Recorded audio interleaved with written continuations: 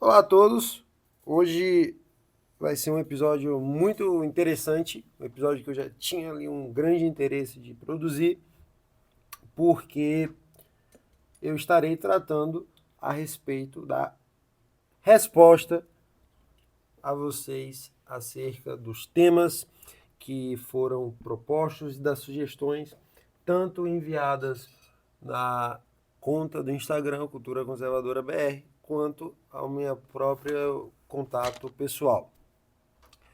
E dentro disso daqui, muitas perguntas vieram de temas que serão produzidos no futuro e temas que são produzidos agora. Mas o principal, e aqui há até um ato de superestimar a minha pessoa, o principal tema que foi trazido, que foi questionado, que foi requisitado, referiu-se ao diagnóstico da sociedade brasileira. Como eu vejo a sociedade brasileira, quais são os principais problemas, como solucionar, enfim. E eu não tenho repertório intelectual, histórico, literário, o que quer que seja, possível, palpável, ainda não conheço, domino totalmente a sociedade brasileira, embora eu consiga ter uma noção. E com base nessa noção, eu consigo trabalhar com você aspectos que necessariamente podem mudar a sua vida e que, sendo você uma pessoa que estará refletindo acerca desse episódio e que estará aplicando esses aspectos em sua vida, se você levar com seriedade, com firmeza e com compromisso, certamente você passará por um processo de evolução e maturação. O principal tema, então, que nós estaremos trazendo, que eu estarei trazendo nesse episódio, refere-se aos problemas vinculados à sociedade brasileira. Os problemas em uma escala macro que serão lidados de uma maneira micro, ou seja, os problemas gerais, mas que dialogam consoante à sua própria vida. E através disso, apesar das minhas limitações, há três grandes pontos que eu identifico através de livros do Lima Barreto, do Machado de Assis, do Aloysio Azevedo, através das próprias obras do Olavo de Carvalho, O Mínimo que Você Precisa Saber para Não Ser um Idiota, um Imbecil Coletivo, e de suas próprias aulas do COF, consigo então identificar três pontos que eu espero que você esteja aplicando em sua vida e, através disso, modificando a sua forma de viver diante de si, mas principalmente diante de Deus. Dessa maneira, entenda a necessidade que você possui de levar muito a sério esse episódio e ter um grande compromisso com esse episódio, porque certamente sua vida já conseguirá ser diferente da grande multidão ao observar esse episódio. Perceba primeiro o lugar que você ocupa hoje. Antes de mais nada, perceba que aspectos importantíssimos como vida de leitura, vida espiritual, vida emocional, vida moral e ética podem não estar andando em perfeito estado com a forma como você vive hoje. E sendo assim, é imprescindível que você tenha a humildade de reconhecer isso, para que através disso você consiga aplicar o que estará sendo dito. Primeiro ponto que eu vejo de grande problema na sociedade brasileira é que a sociedade brasileira ela é uma sociedade que trabalha muito com aparências e emoções. Isso daqui já foi muito batido nos últimos episódios, eu já trabalhei muito acerca disso, Só que é o primeiro conselho que eu dou para qualquer um que quer buscar modificar a sua vida, que quer buscar ter uma vida mais correta diante de Deus, mais honesta diante de Deus, mais humilde diante de Deus, e que foi algo que demorou para que eu entendesse. Entretanto, ao entender, eu pude observar que realmente aquilo que eu estava praticando era algo libertador. Então, veja uma coisa. Falar para que você não ligue para suas aparências e para suas emoções é algo que não é difícil, é algo que é muito martelado. Entretanto, não significa somente aparência e emoção na característica estética da coisa. Falar isso não significa necessariamente na forma como você lida com seu temperamento, sua personalidade. Perceba o seguinte: como é que você constrói os seus relacionamentos? Como é que você constrói e como você se relaciona com as pessoas que estão ao seu lado? É algo que já existiu episódios em que eu disse isso, quando eu falei sobre a vida de Daniel, quando eu trouxe inúmeros exemplos sobre. Mas existe uma coisa que eu ainda não citei e que este episódio é importantíssimo e é muito oportuno para que eu possa falar. Os relacionamentos e os vínculos que existem aqui no Brasil são sobremodo limitadores. E eles são construídos justamente para que você seja impedido de desenvolver sua vida espiritual, desenvolver sua vida intelectual e traçar a sua jornada, buscando efetivar a sua vocação aqui na Terra. Porque, cara, pratique o exercício da observação. Analise quais as pessoas que estão ao seu lado que necessariamente estão para que você esteja evoluindo em todas as áreas de sua vida. Comece a observar quais pessoas estão te guiando para você ter noção da salvação, ter noção de sua vida espiritual, ter noção de sua vida intelectual.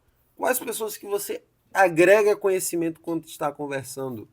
Quais pessoas que você aprende? E quais pessoas que são referências e exemplos para que você possa seguir a sua jornada? Hoje, essa noção de referência no Brasil é uma noção muito pequena. É uma noção muito simples. E eu digo isso porque os brasileiros eles norteiam seu modo de viver com base ou naquelas pessoas que o cercam, sendo da sua família, da sua sala de aula, da sua relação de trabalho, ou com referências construídas nas grandes mídias e imprensas do nosso país. Então hoje, os jogadores, os artistas, os músicos, eles são padrões a serem alcançados pelos fãs, por pessoas que buscam se inspirar e se espelhar neles. Ou seja, quando lemos um livro, quando queremos aprender algo, queremos conhecer algo, temos que exercer a função de, ao ler aquilo e aprender aquilo e conviver com aquilo, eu estarei construindo a minha personalidade e não estarei necessariamente moldando a minha identidade com aquele livro ou aquela ideologia. Entretanto, o que acontece aqui no país é o oposto disso, e principalmente com os jovens. Os jovens, eles são necessariamente apenas espelhos. Na verdade, nem são isso, eles buscam ser espelhos de outras pessoas. E quando eu utilizo esse termo jovem, eu estou me referindo também a muitos adultos que são adolescentes eternos, que não passam a devida seriedade, o devido caráter, a devida personalidade de um adulto maduro, sério, compromissado com coisas profundas, espirituais, com sua família, que já não liga mais para o que as pessoas acham dele ou o que suas emoções dizem acerca de si mesmo, mas que vivem por uma causa maior. Na verdade, muitos pais, muitos avós, muitos tios, eles são adolescentes eternos. E entender isso já é um grande passo para que você perca a necessidade de exigir compreensão o tempo todo das outras pessoas, que também é um fator limitante. Muitas pessoas, elas vivem e elas são limitadas por isso porque elas buscam nas outras compreensão e afeto o tempo todo. E, meu amigo, necessariamente você não precisa ser compreendido. Você não precisa ser entendido pela sua mãe, que você vai buscar o Evangelho de Jesus Cristo, esteja ele onde ele estiver. Você não precisa ser compreendido pelo seu pai se você quer esperar um tempo para que você construa um relacionamento e esse relacionamento ele seja duradouro e através dele uma família seja produzida. Você não precisa ser compreendido pelos seus tios que querem que você esteja ali na resenha e que evidentemente estarão te levando para bebidas, para bebedeiras, para conversas torpes, etc, etc. E você não precisa ser compreendido nem pelos seus amigos, pelos seus colegas, quando eles verem que você não está mais tendo as atitudes que eles possuem. Quando você vê que eles estarão atentando-se ao fato de que você está tendo outras conversas com uma outra seriedade, com uma outra postura. Perceba que aqui no nosso país as pessoas elas não valorizam amantes do conhecimento. Elas não valorizam pessoas que buscam mais seriedade, buscam mais profundidade, buscam mais razão e conhecimento acerca das coisas. Porque chega uma hora que é desgastante, chega uma hora que é extremamente cansativo você sustentar conversas banais o tempo todo, você sustentar conversas vazias o tempo todo, você não conseguir viver em função de um serviço que transcende o mundo físico. Você não viver em busca por uma espiritualidade, por um sentido de vida, por um sentido honesto. E quando você rompe essa barreira das emoções, das aparências, você consegue, através disso, produzir um senso de eternidade que estará guiando e conduzindo a sua jornada. Porque dentro disso nasce outro problema, que refere-se ao fato de que os brasileiros vivem em um constante automatismo em suas vidas. O brasileiro hoje, ele é uma pessoa extremamente norteada, não pelo que ele vê sentido viver, mas necessariamente pelo que os outros impõem a ele através de manipulações psicológicas ou de determinações autoritárias ou pelas circunstâncias.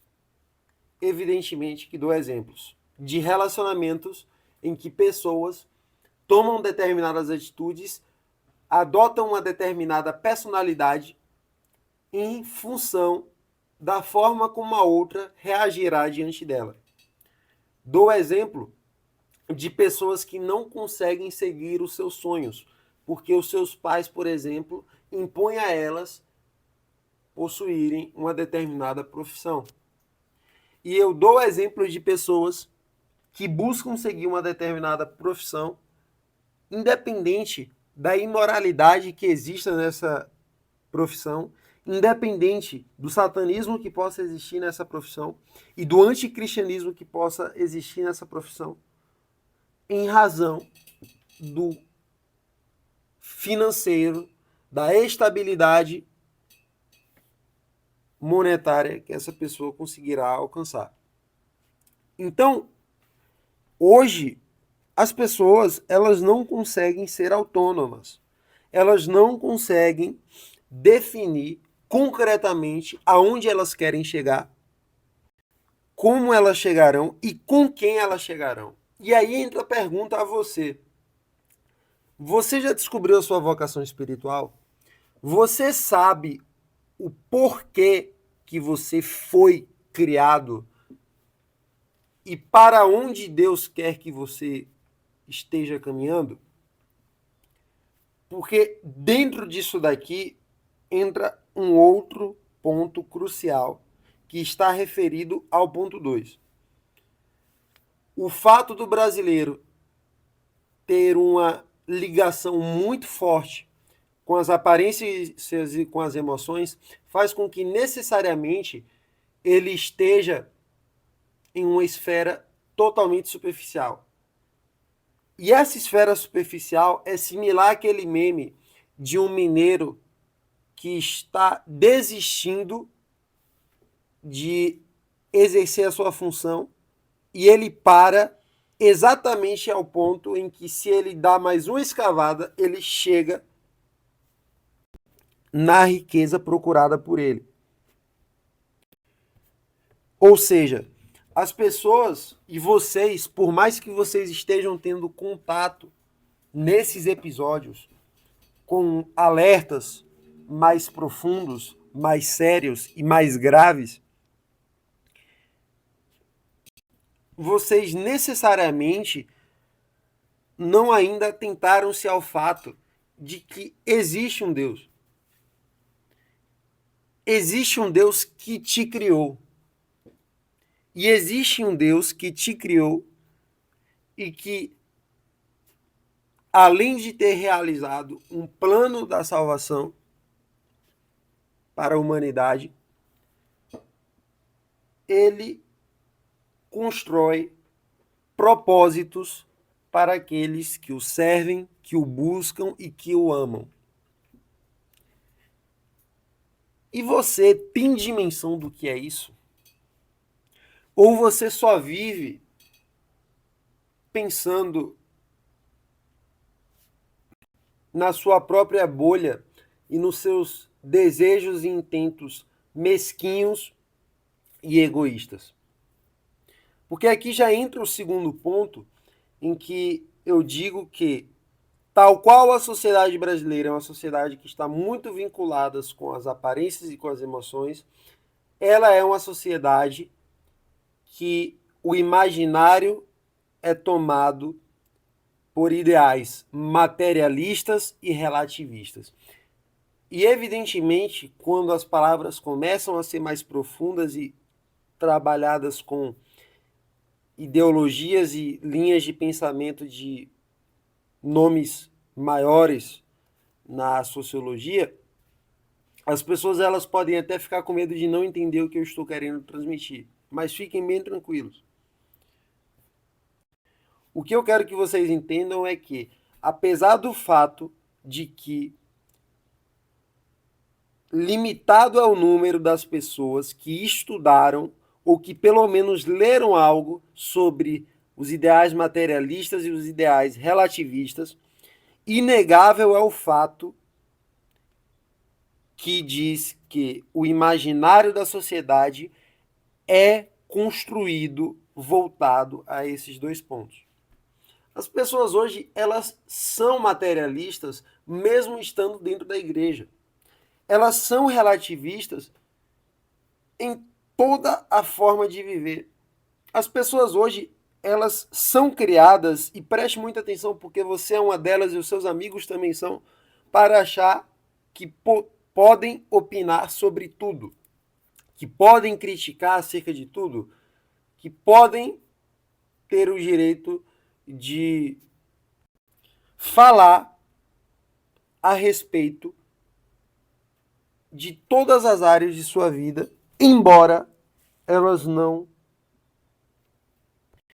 tenham o mínimo de conhecimento e de bagagem necessária para trabalhar com nenhum desses pontos.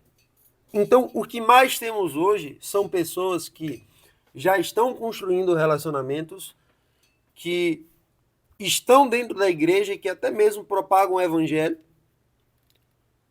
pessoas que estão procurando uma profissão e que estão estudando para isso, mas que não possuem dentro delas necessariamente um profundo desejo por conhecimento e por embasamento. E são pessoas que, quando confrontadas e colocadas em dúvidas, elas sempre estarão relativizando verdades concretas. Então são aquelas pessoas que vão falar os famosos jargões de que eu não acho que o meu relacionamento com Deus seja tão ruim assim. Na verdade, quem é você para falar acerca da minha vida espiritual com Deus? São pessoas que gostam de enfatizar que cada um tem a sua verdade, que certo e errado depende do ponto de vista, que tudo é relativo, que o que importa é ser feliz, não importando como, se você é feliz, você está certo, que não existe verdade absoluta. E através disso, essas pessoas, elas prestam um grande desserviço a si mesmo. Agora, eu coloco você em questionamento. Você tem essas questões?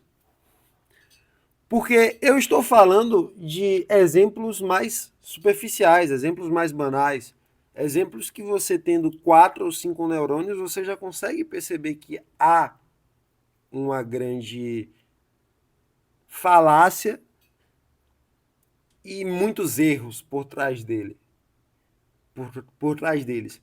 Entretanto, ao aprofundar essa análise, se você, por exemplo, parar para pensar a forma como você fala com Deus, a forma como você negocia com Deus os seus tempos de oração, os seus tempos de leitura da palavra, a forma como você negocia com Deus, o ato de você ter uma vida dentro da igreja, mas não ser um verdadeiro cristão fora dela, ou a maneira como você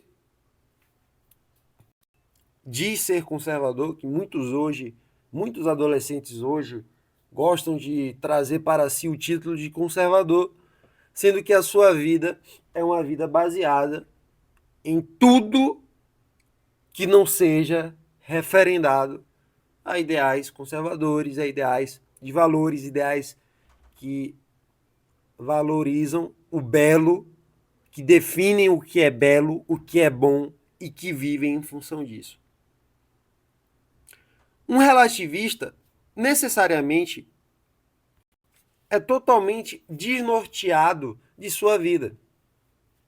Porque se tudo é relativo, se tudo tem um fundo de verdade, se tudo faz com que você consiga evoluir, e se tudo pode ser bom, dependendo da forma como você analisar aquela coisa, como é que você chegará a um denominador comum? Imagine um homem que olha para o céu e que diz: não existe direção fixa, cada estrela brilha para quem quiser seguir. Esse é o espírito do relativista. Ele não admite que existe uma verdade objetiva que oriente todos. Para ele, tudo depende do ponto de vista: o bem, o mal, o certo e o errado. Vive de acordo com o que se sente no momento e costuma rejeitar qualquer padrão que não seja sua própria preferência. Essa postura, à primeira vista, parece ser tolerante e livre, mas na prática a pessoa fica sem bússola, fica presa às marés de opinião e às modas do dia. O relativismo, inevitavelmente, enfraquece convicções. Se nada é fixo, não vale a pena aprender, defender princípios ou corrigir erros. Ele finge proteger a liberdade, mas termina escravizando o indivíduo ao próprio gosto ou ao gosto da maioria. Porque se tudo é relativo, por que lutar contra a injustiça, contra a mentira, contra a corrupção? contra aspectos que são totalmente contrários ao cristianismo. Por que ensinar ou aprender se todo conhecimento é só uma impressão particular? Essa lógica não constrói cultura nem comunidade, ela dissolve as duas. Então, combater o relativismo não é impor ideias a forças, é lembrar que a verdade existe e que pode e deve ser buscada. Há fatos que não dependem de opinião. A gravidade age mesmo que eu discorde. E a justiça exige equidade, mesmo que eu prefira o contrário. Reconhecer que há uma ordem real no mundo é o que dá sentido à educação, à lei, à moral, à fé e à sua própria vida. Só quando admitimos que existe algo maior do que o nosso gosto e que as nossas preferências é que podemos dialogar, corrigir erros e crescer. O relativismo promete paz, mesmo entregando apatia. Promete tolerância, mesmo produzindo indiferença. Sendo isso os principais problemas do relativismo, o antídoto é a busca sincera da verdade e do bem, que dá ao homem raízes de direção. Agora veja, a sua vida é uma vida relativista? Perceba isso, que muitas vezes a resposta é positiva, na maioria das vezes. Porque na maioria das vezes o que você faz não é em função do bem maior, não é a função da ordem real que existe no mundo e da convicção da existência de Deus. A maioria das coisas que você faz é prezando o seu próprio conforto, a sua própria segurança emocional e os seus próprios objetivos. E Deus é relegado a segundo plano. Então, um dos principais males da sociedade brasileira é que é uma sociedade relativista, sem que haja de maneira intencional. Porque, na maioria dos casos, as pessoas elas não estudam o relativismo para serem relativistas. E talvez se estudassem, não seriam. Mas o imaginário delas já é norteado dessa maneira. E aí entra um outro ponto. Porque quando você começa a passar a ter noção disso, você passa a observar pessoas que antes eram tidas por você como referências e começa a vê-las diante de Deus, diante do que é bom, do que é belo, do que é moral, do que é certo, e você passa a observar que essas pessoas, elas nem sempre são aquilo que nós projetamos, esperávamos e acreditávamos que elas eram. E isso refere-se até mesmo a nós. Então, se você, por exemplo, escuta esse episódio e você está falando neste exato momento, não, essas palavras elas são para os outros ouvintes, são para as outras pessoas que estão assistindo. Essas mensagens não são para mim. Você necessariamente já está sendo relativista. Você necessariamente já está agindo de uma maneira que alivia a sua culpa e a necessidade de modificar a sua forma de viver. Mas eu falei não só do relativismo como um male que existe na nossa sociedade. Eu trouxe um outro viés também, o materialismo. Agora eu quero que você imagine um homem que olha para o mundo e pensa: tudo que importa é o que eu posso tocar, guardar e mostrar aos outros. Esse é o espírito do materialista. A pessoa que mede o valor da vida pelo que possui, não pelo que é. E aí você pode estar acreditando que necessariamente isso refere-se a conquistas como casas, como carros, acúmulo financeiro, saldo bancário, quando na verdade isso refere-se a tudo. Isso refere-se primeiro ao materialismo das suas emoções. Então, quando você está feliz, quer dizer que você está passando pelo melhor momento da sua vida. Quando você está triste, você está passando pelo pior momento de sua vida. Isso refere-se aos seus amigos também. Quando você tem muitos amigos, você está colocando ali uma grande felicidade consigo mesmo de achar que você é uma pessoa altamente sociável. E quando você não faz, não consegue possuir, quando a maré está alta demais e pesada, você começa a questionar qual é o seu problema. Eu conheço muitas pessoas que deixam de ir à igreja, que deixam de frequentar e de viver o cristianismo por mera preguiça. Não é por discordarem do cristianismo, não é porque não acreditam, não é porque não concordam, mas é justamente pela preguiça. Porque elas deixam um mero sentimento distraírem de seu objetivo espiritual. Para essas pessoas, felicidade é uma coleção de objetos e estados. E o sentido é acúmulo de bens e experiências que rendem prestígio. Parece prático, mas aos poucos transforma o homem num consumidor de coisas e, pior, transforma as pessoas ao seu redor em coisas a serem usadas ou exibidas. E esse é o problema. O problema é que o materialismo estreita a visão da vida. Se o que existe é só o que posso comprar ou exibir, virtudes como gratidão, fidelidade e sabedoria viram palavras sem função. O indivíduo fica preso a uma corrida que nunca acaba. Como é, por exemplo, a escravidão aos vícios que existem hoje em pornografia, em alcoolismo, em drogas ou nas redes sociais.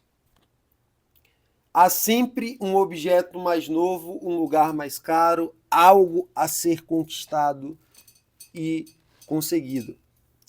E vocês sabem do time de futebol que possuo, que infelizmente nessa semana foi eliminado da Conmebol Libertadores da América. E ao ter sido eliminado, eu conversei com um São Paulino que é muito mais, que faz muito mais tempo que ele é São Paulino do que eu. E ele questionou a mim o que seria agora que o time estava fora da Libertadores, que é o último campeonato que o time tinha chances reais de ser campeão. E eu retornei o questionamento a ele. Quando eu retornei, ele falou: cara, eu não torço pro São Paulo por causa de títulos, por causa de ganhos, conquistas ou o que quer que seja. O meu amor e a minha identidade que eu tenho pelo clube é muito maior do que isso. Agora, quantos torcedores vão deixar de apoiar o time por causa disso? Quantos torcedores vão deixar de assistir? E esse exemplo, por mais minúsculo que possa parecer, ele é um retrato real de um sintoma que existe em nosso país. Quando necessariamente você não vai obter nada, quando necessariamente você estará, na verdade, até mesmo colocando coisas a perder, você não se sente motivado a viver, a buscar, a conquistar, que é o caso do cristianismo. Porque é muito mais fácil você pregar uma multidão prometendo a elas conquistas aqui, conquistas terrenas, conquistas emocionais, conquistas que referem-se à sua saúde física e mental, do que você pregar a um público expressando a necessidade desse público converter-se de seus maus caminhos e buscar a salvação de suas almas. Porque esse público é tão apegado ao passageiro, ao efêmero, ao que nós vivemos aqui na Terra, que ele jamais vai ter dimensão da grandiosidade que é renunciar a si mesmo e viver acerca de Jesus Cristo. Somente o Espírito Santo é quem pode fazer isso. Mas por que isso acontece? Porque nós somos materialistas. Porque o materialismo faz com que a nossa visão seja estreita, com que a nossa visão seja rasa. E observe, a sua visão é rasa. Porque muitas vezes você deixa de cumprir propósitos espirituais. Até este momento você deve ter deixado de cumprir muitos propósitos, muitas vocações que você pode vivenciá-las em razão do olhar que você tem acerca de si, em razão do olhar que você tem acerca dos outros, o que os outros vão falar sobre mim ou o que eu tenho de capacidade para cumprir isso. Quantas pessoas que vejo que possuem uma enorme capacidade de executar inúmeros projetos que salvarão a vida de muitas pessoas, mas elas, ao não verem em si potencial para isso, ou ao verem que vão ter que perder muitas coisas para viver isso, abrem mão de tais projetos e de tais sonhos. Por isso, meus amigos, percebam isso. O materialismo, ele também fragiliza os vínculos. E os seus vínculos são fortes. Você possui conexões espirituais com as pessoas que o cercam. E a sua conexão com Deus? Ela é uma conexão verdadeira? Ou você só busca Ele quando você precisa de algo? E aqui entra um outro ponto. Um ponto que une o materialismo e o relativismo. Para chegarmos ao último do episódio. O materialismo, ele estreita a nossa visão. O relativismo, ele faz com que nós tenhamos muitos direcionamentos sem ser objetivo em nenhum. E aqui há um grande mal, porque ninguém sequer entra em uma constante série de dúvidas acerca da religião ao qual pratica, das amizades sustentadas por essas pessoas e de seus vínculos e objetivos profissionais. Apenas aceitam de boca fechada, vivendo passivamente e, por isso, não possuem qualquer convicção ou encontro real com coisas que transcendem o nosso meio físico. E aqui entra uma grande oportunidade para lhe perguntar, meu jovem, quanto tempo você vai demandar de Deus para que você possua um verdadeiro encontro real com Cristo? Porque a sua fé é algo extremamente particular entre a relação que Deus possui diante de você e você possui diante dele. E a forma como eu falo Deus diante de você não é uma forma de Deus se submetendo à sua personalidade, mas referindo-se a você. Da mesma maneira, hoje as pessoas elas não vivem sobre isso. E você pode ser um exemplo claro disso. É uma coisa que eu denuncio demais.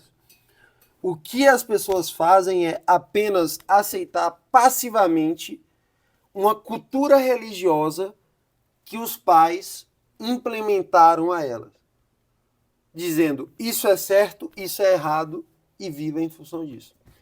Só que se você não questionar, se você não duvidar, se você não possuir questionamentos, dúvidas, críticas e uma análise e buscar conhecimento durante esse processo, você não terá convicção em Cristo. Você não terá convicção, na verdade, em nada. Porque se você aceita passivamente os amigos que você possui só por eles serem colegas de sala, se você possui somente amizades em pessoas que rodearam a sua vida, ou por serem suas vizinhas, ou por serem seus familiares, ou por serem pessoas próximas a você por qualquer motivo, você não necessariamente está agindo, escolhendo e delimitando as pessoas que são boas a você e as pessoas que são más a você. Pelo contrário, a única coisa que você está fazendo é aceitar passivamente tudo e todos.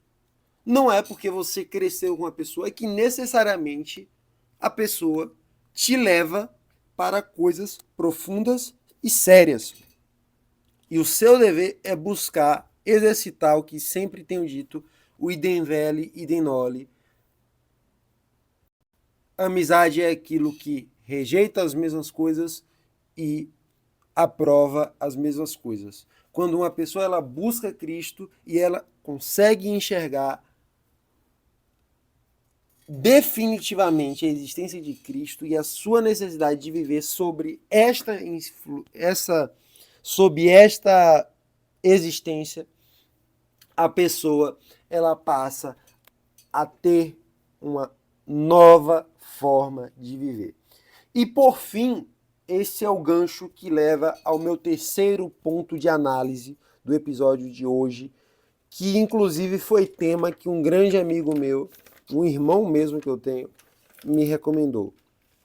O conhecimento como sentido de vida. As pessoas que vivem em nosso país, elas não possuem o conhecimento como o sentido de vida. E ao não possuírem isso, elas não terão vocações, não terão chamados, não terão objetivos definidos e clareza nesses objetivos. Eu tenho um familiar que ele tinha um sonho muito particular de alcançar uma determinada profissão. E ele fez de tudo para chegar naquela profissão. Fez os testes que o levariam àquilo e se dedicou bastante para chegar àquele momento. E ele conseguiu chegar. Ele conseguiu até mesmo ter cadastro em um organismo nacional extremamente reconhecido pelas pessoas que são da mesma área que ele, o famoso BID. Para quem não conhece, o BID é o cadastro de jogadores no futebol brasileiro. Entretanto, essa pessoa ela não se tornou jogadora e foi procurar estudar, estabelecer uma família e hoje vive bem, vive estável e vive de uma maneira até mesmo próspera. E certa vez eu questionei a ele sobre os rumos que a sua vida havia tomado e a necessidade que ele possuía de atingir aquele objetivo, porque é um sonho de todo jovem viver em função de ser um jogador de futebol. Ele falou, olha, eu não consegui, mas o pior não é nem isso. O problema principal é que eu usava o meu fracasso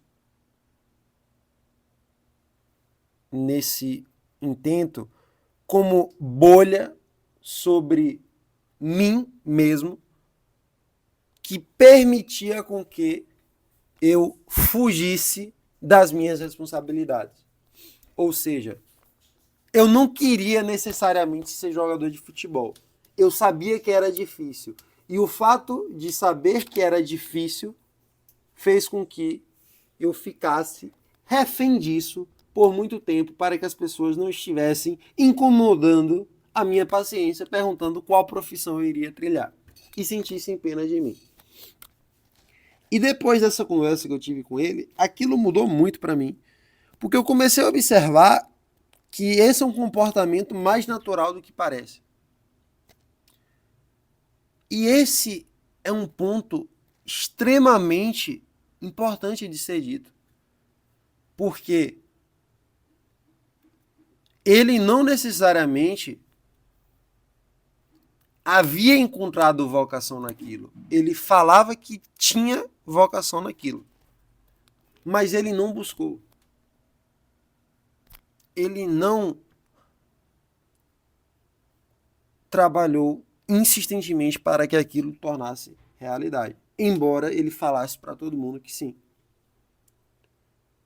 E quantos de vocês não constroem bolhas, não constroem realidades que não são reais, não constroem utopias para que vocês não façam o que devem ser feito?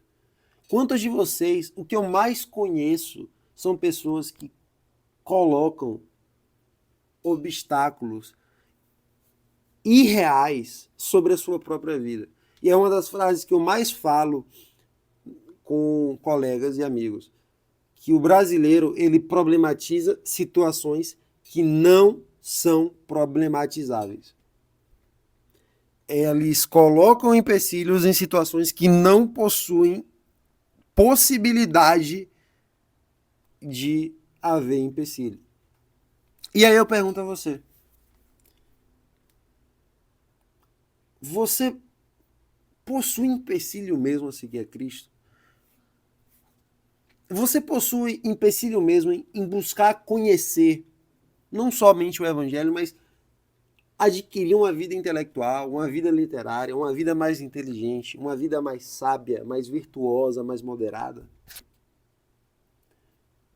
Ou você apenas vive sobre duas escalas de ego, o superego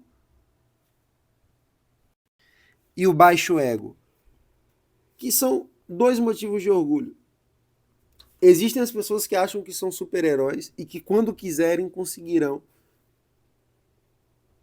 alcançar os seus objetivos e até mesmo objetivos espirituais. Serão cristãs quando quiserem. E existem as pessoas que acham que não têm condição nenhuma de se tornarem cristãs. Essas duas pessoas, elas possuem um medo muito grande de prejudicarem o seu próprio eu, de afetarem e danificarem a sua própria personalidade. O que essas duas pessoas precisam fazer é baixar a bola, deixar de problematizar situações que não são problematizáveis e, através de muito estudo, de muito conhecimento e de muito desejo em aprender, verem que é totalmente possível, que é totalmente alcançável e, principalmente, que é totalmente necessário. Porque o senso do conhecimento hoje é desprezado pelos brasileiros. As pessoas, elas não querem conhecer, elas não leem, elas não sabem no que acreditam, no que defendem. E hoje, o maior argumento que você vai ver é o argumento de autoridade temporal. Ou seja, o fato de eu viver mais que você já faz com que eu consiga ter mais razão do que você. Quando, na verdade, o fato é que quanto mais você conhece aquele conteúdo, conhece a Cristo, conhece acerca da sua profissão, conhece acerca da ideologia que você constrói acerca de si mesmo, mais você consegue ter autoridade e domínio naquilo. Domínio nas suas amizades, domínio nos seus relacionamentos, domínio nas suas emoções, domínio na sua forma de viver. Então, não busque ter uma vida desprezível e que descredibiliza o conhecimento. Não subestime o conhecimento. Pelo contrário, viva em função dele. Leia, estude, busque o belo, busque o bom.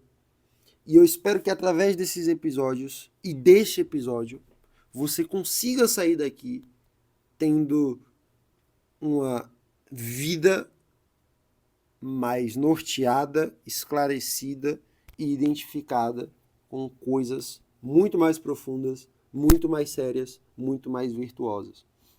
Busque o Evangelho de Jesus Cristo. Há uma série de livros espetaculares que devo lhe recomendar. A Vida Intelectual, do Antoine Sertillanges, O Ego Transformado, do Timothy Keller, mas nenhum deles se comparam com os evangelhos. João, Mateus, Marcos, com as cartas paulinas, tal qual as de Paulo, evidentemente, mas Romanos, Efésios, Gálatas. Leia, busque conhecimento, higienize a sua cultura e a sua forma de enxergar o mundo e viver na nossa sociedade. Através disso, você deixa de ser vulgar, você deixa de ser burro, você deixa de ser passivo, você deixa de ser ignorante e você começa a ter uma vida valorosa, virtuosa e digna. Não diante dos homens, não diante dos seus amigos, dos seus familiares, mas diante de Deus, que é o que importa. Não exija compreensão das outras pessoas, não exija afeto das outras pessoas. Busque compreendê-las e distribuir afeto a elas. É esse o dever do cristão. Amar a Deus acima de todas as coisas, amar o próximo como a ti mesmo. Mas veja principalmente esse terceiro ponto. Porque o conhecimento não é desprezível, de maneira alguma. Mas a nossa sociedade, com as músicas que a nossa sociedade repete, com os artistas que a nossa sociedade reproduz, com as referências que a nossa sociedade possui, ela diz a nós que o conhecimento é sim desprezível. Você não possui referências intelectuais no cenário brasileiro hoje. Não possui. Mas se nós não possuímos, que sejamos nós essas referências. E que através de nós o Evangelho de Jesus Cristo possa fluir e transformar outras pessoas. Se você gostou desse vídeo, desse episódio, curte, comenta, compartilhe e divulgue. Valeu e até a próxima!